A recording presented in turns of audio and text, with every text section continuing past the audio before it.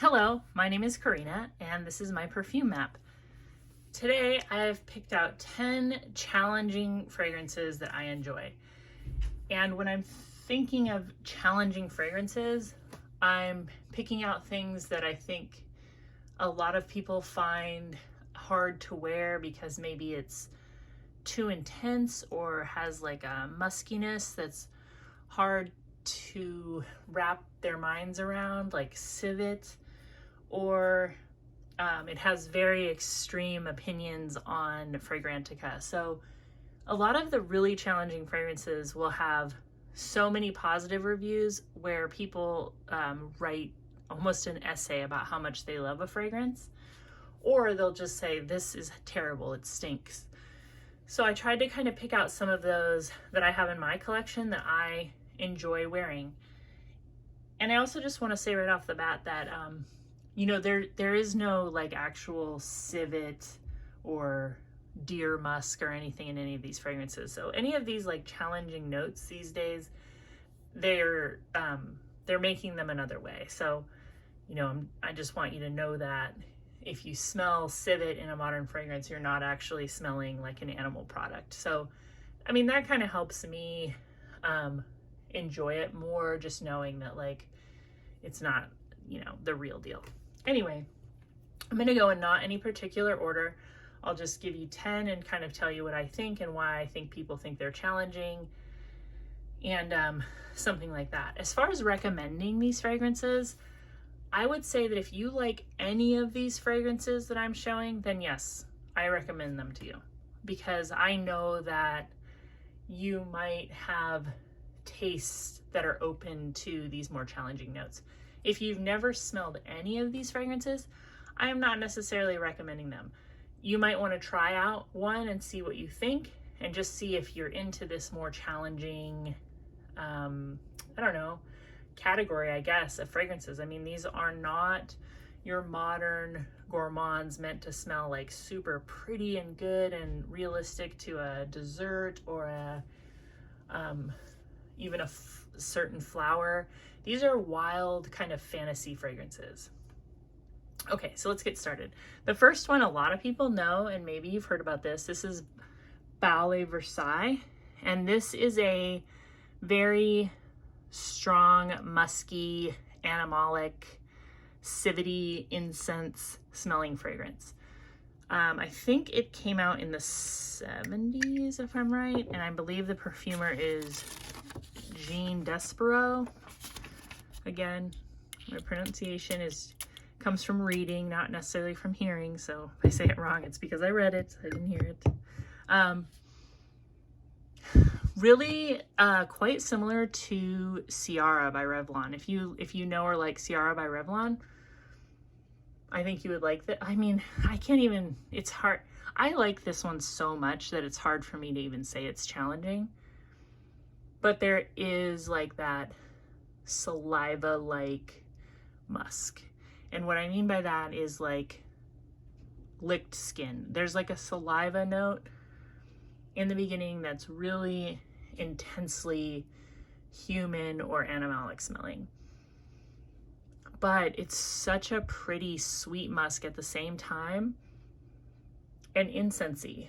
So the reason why these kind of fragrances fit in my life is because I kind of like that bohemian head shop kind of health food store incense like fragrance. So even though this doesn't look like that in the bottle, like I can wear it imagining going to like a concert or imagining making a patchwork dress. As a side note about me, I make almost all of my clothing. I know you can't see me, so maybe that's like unsatisfying to hear, but I've been making my own clothing for a long time, and that came from a place of me going to concerts and seeing like women in these spinner dresses, if you remember, like spinner apron top dresses, and I was like, I need to make those like immediately. And I've spent a good part of my life learning how to make those types of clothing with like applique and just kind of these big sort of hippie dresses. And anyway, this perfume, that's how I think of them. Not so much like these super sexy or like prostitute or like carnal smells. It's kind of more like incense hippie fest, maybe, is how I'm thinking of it, but also very beautiful. This has a very pleasant dry down of a very sweet, very golden musk. And I just think it probably should earn a place in every fragrance collection, you know, if you're adventurous. The next one I'm going to talk about, I've never heard anybody talk about this ever, except for on Fragrantica where it gets roasted. This is Amazing by Blass.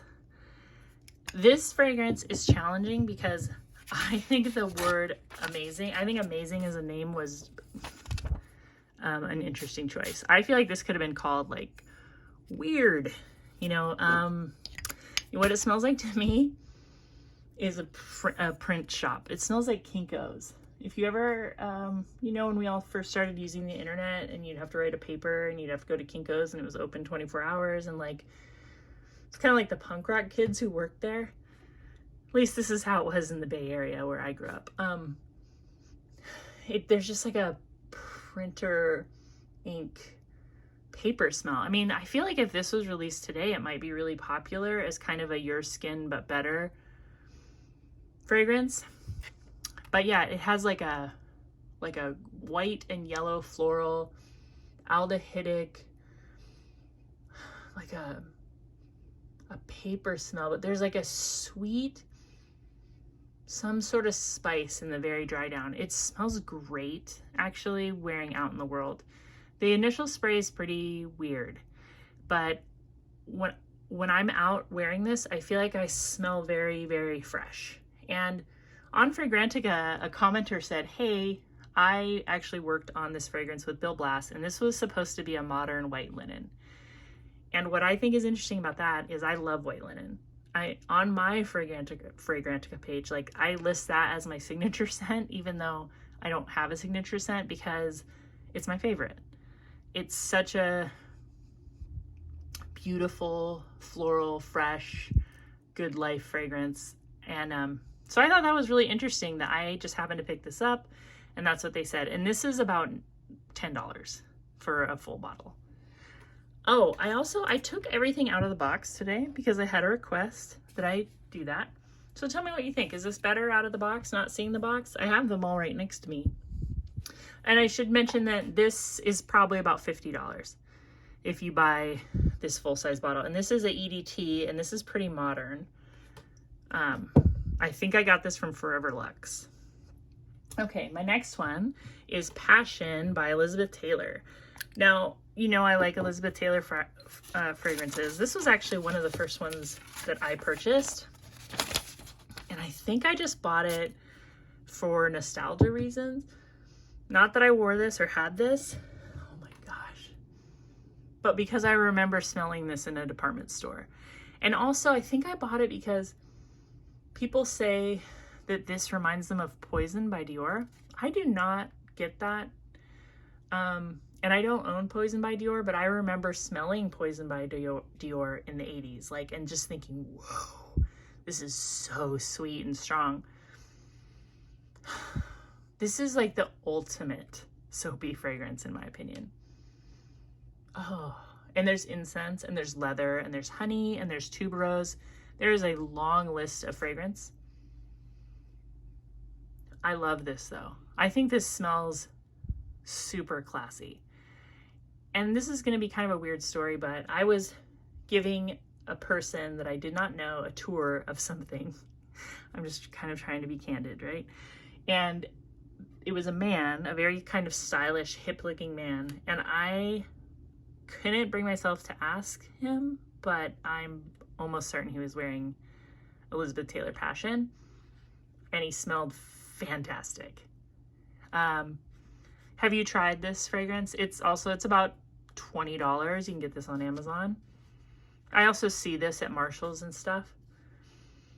Also beautiful dry down, pretty intense opening, pretty different, not modern smelling, but who cares? Like, you know, there's like a wise person once said, like, the past didn't go anywhere.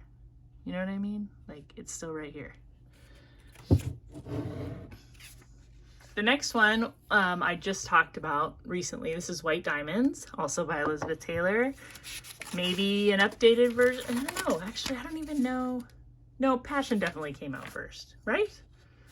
Was it first? I don't even know. I'll have to double check. Tell me which one came out first, White Diamonds or Passion.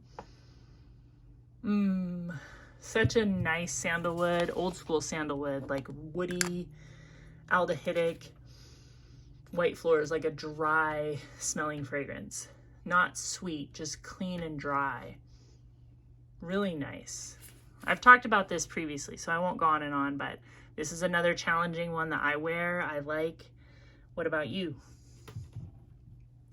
The next one is kind of new to me. I bought a tester bottle, so you see it just has this little cardboard cover for the top.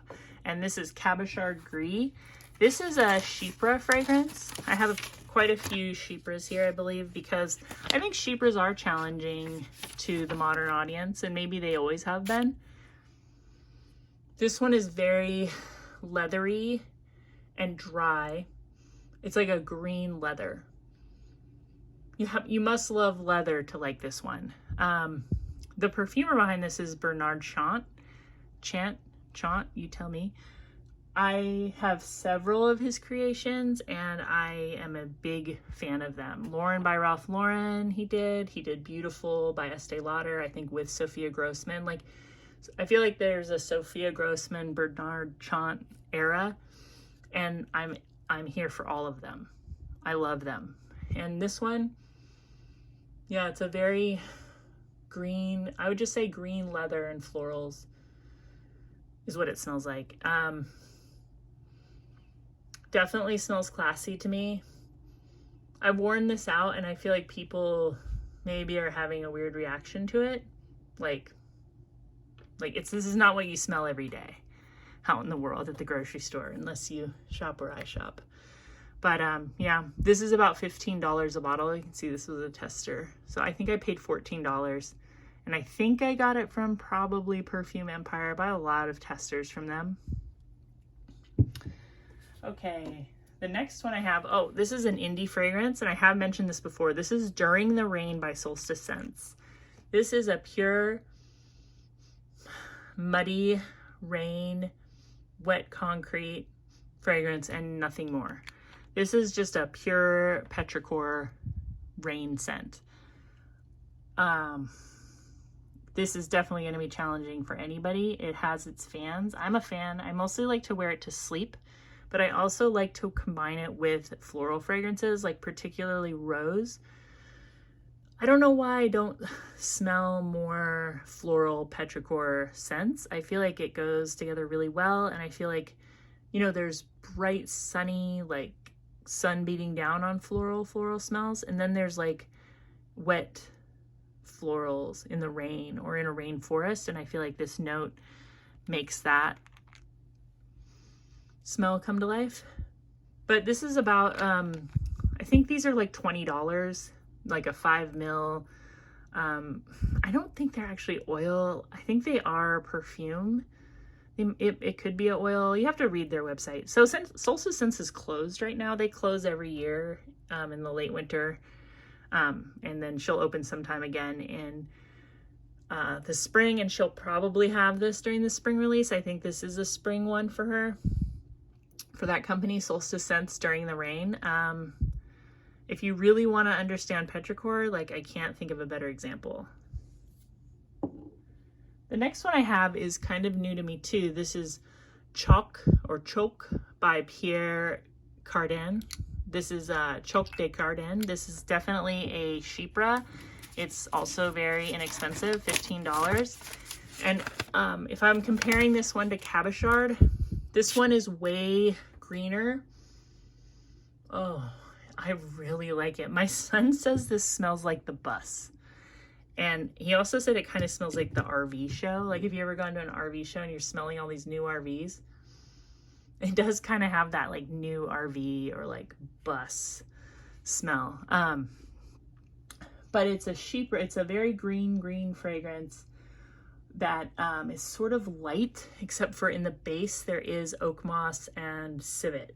So even though it's very, very fresh and green, there's like a animalic kind of earthy note in the base, and it's pretty pleasant.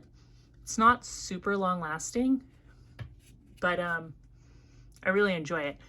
And I wore, not this Chypre, but I wore Chypre to a baseball game last spring, and I thought that it was such a good choice for that game, because if you think about like a baseball game, like you might think, oh, popcorn, cotton candy, hot dogs, beer, peanuts, right?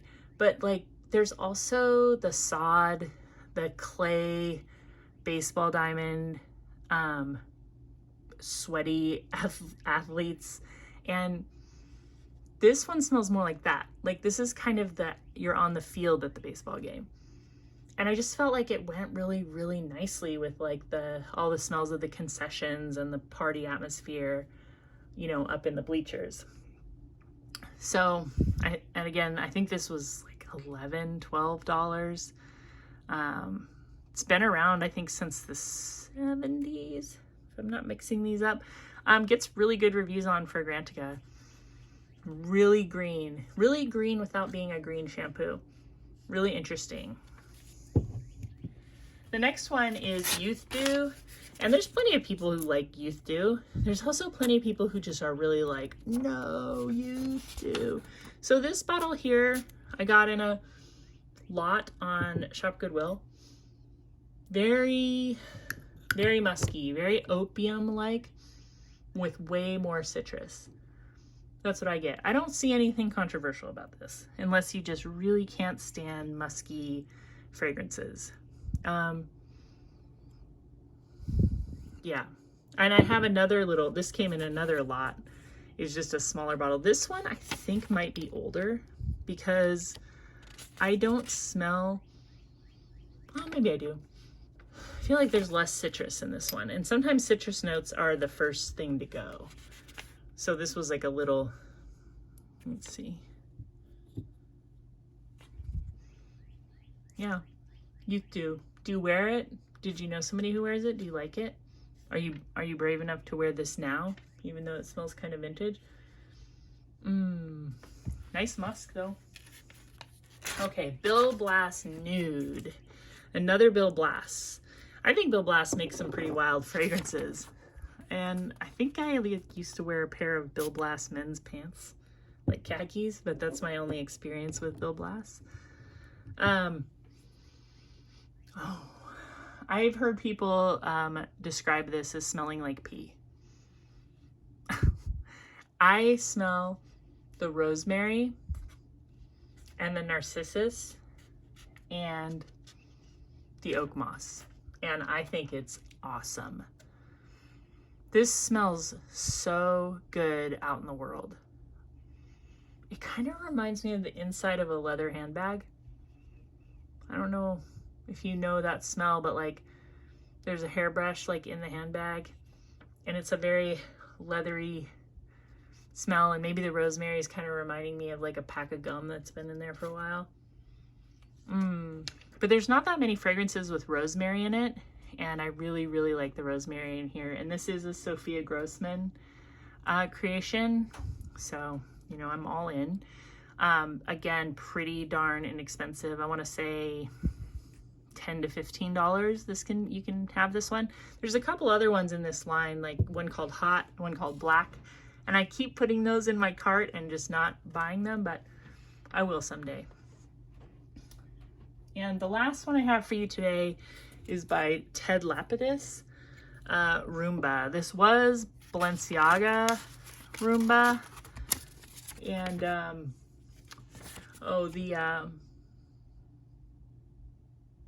the perfumer, I believe, is Jean-Claude Elena for both versions, the Balenciaga and the Ted Lapidus. This one, it blows my mind. Like, I just say, like, this is what it is. Very animalic honey, leather, and tuberose. Basically, that's what I'm getting. There's lots of different notes in it, but that's what I get, is this honeyed tuberose and leather. Super classy smelling. I could see this like knocking you out. in hot weather or just on a day when you don't feel good, this is not the one I would wear. This is like, you have to be feeling really your best and freshly showered and like ready to go.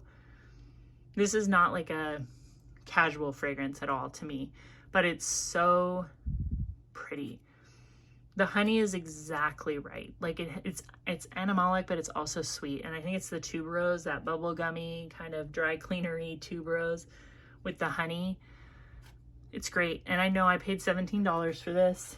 And I mean, it's challenging, but it's beautiful. I mean, why not challenge yourself a little bit with your fragrances? Why not have a few fragrances that don't smell so like literal, you know? I think that's very popular right now to have a